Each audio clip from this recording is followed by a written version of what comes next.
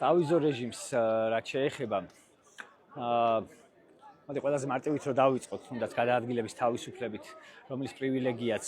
მოგვეცა ევროკავშირისგან და რომელმაც ქართული პასპორტი არ ნახულ სიძლიერეზე აიყვანა, რომელიც აქამდე ალბათ ჩემი თაობისთვის საოცნებო იყო და ეხლაც ვთვლი რომ ძალიან მნიშვნელოვანი მონაპოვარია ჩვენი საზოგადოების და ჩვენი სახელმწიფოსი. რამოდენიმე ასეული თავსგასული რაღაცა რუსეთის მსახური პოლიტიკოსების გამო ძალიან მაღალი რისკის ქვეშ ვართ, რომ დავკარგოთ. არ თუ რისკის ქვეშ ვართ, ეგ პროცესი უკვე დაძრულია, იმიტომ რომ კონკრეტული დედლაინი გავიდა უკვე, რომელიც დათქმული იყო კონკრეტული მოთხოვნების შესასრულებელი, რომელიც დავანებოთ თავი ევროკავშირს, ჩვენ როგორც სახელმწიფოს გვჭირდება და ჩვენ როგორც საზოგადოებას გვჭირდება და ფაქტობრივად ფაქტის წინაშე ვდგებით, რომ ამ მონაპოვარს და ამ სიკეთეს დავკარგავთ. ეს იქნება ექსკლუზიურად ქართული ოცნების ბრალი და ეს ამ ქვეყანას ალბათ უკან დახევს მინიმუმ ალბათ 20 წლით.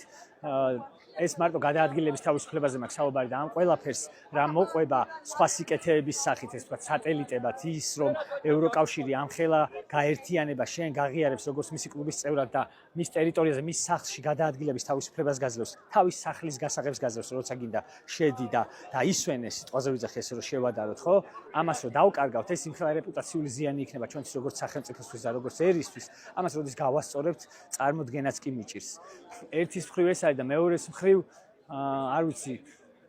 იმედი მაქვს არ მოხდება, მაგრამ თუ მოხდება, იმას მაინც ვიმედოვნებ, რომ ეს იმდენად გვეტკინება ჩვენ ახალ თაობას, ჩემ თაობას და ჩემზე პატარებსაც, რომ თავიდან თუ გვექნება ეს მოსაპოვებელი და გამოსასწორებელი ეს პრობლემა, მე გაცილებით მეტად გავუფრთხილდებით, ვიდრე დღეს უფრთხილდებით, იმიტომ რომ აი ამ მოცემულ სიტუაციაში მიკვირს, როგორ არ არის გადავსებული საქართველოს ქუჩები, როდესაც ესეთი მნიშვნელოვანი რაღაცის დაკარგვის საფრთხის წინაშე ვდგავართ. ძალიან გულდასაწყვეტია ეს ყველაფერი და იმედია გავიღვიძებთ. მიზეზი სავარაუდოდ არის ესე ვთქვათ, ის რაღაცა ცრუ დროშა, რომელთაც ომი დაიწყეს არასამთავრობოებთან და ეგ საკითხი გარკვეულწილად კი არა, დიდწილად ბმაშია, მათ შორის აი მოვიზო რეჟიმთან დაკავშირებით, იმიტომ რომ არასამთავრობო ორგანიზაციები არის ის არხი, ასე ვთქვათ, რომლის საშუალებითაც უკვე ათეულობით წლები არის დასავლური ინსტიტუციები, დასავლური სამყარო ჩვენ სახელმწიფოსთან თანამშრომლობს და ცდილობს, რომ ისეთ ფორმაში მოგვიყვანოს, რომ შევესაბამებოდეთ ცივილიზებული სამყაროს ქვეყნებს და ვიყოთ დასავლური სამყაროს ნაწილი. არასამთავრობო ორგანიზაციები ერთის მხრივ მონაწილეობას ღებულობდნენ ამ სახელმწიფოსთვის იმ ფორმის მიცემაში, რომ თანხვედრაში ვიყოთ ცივილიზებულ სამყაროსთან და მეორეს მხრივ შიგნით სახელმწიფოში უზრუნველყოფდნენ უფლებების დაცვას, სხვადასხვა საზოგადოების სხვადასხვა ასე ვთქვათ წარმომადგენლების და მონიტორინგს უწევდნენ სხვადასხვა დემოკრატიულ ინსტიტუტებს, რომ მათ ემუშავათ ისე როგორც დასავლურ სამყაროში მუშაობენ. შესაბამისად ამ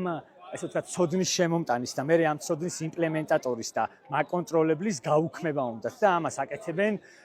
იმის ესე ვთქვათ საბაბით, რომ თითქოს რაღაცა სახელმწიფო გადატრიალებს თუ დივერსიაში იღებდნენ მონაწილეობას, როდესაც თავდაცვის საშუალებებზეა ლაპარაკი და ისიც რაღაც თითოეულაზე რა. ძალიან სამწუხაროა ეს, რომ რაღაცა ერთმანეთთან პირდაპირ ბმაში არის.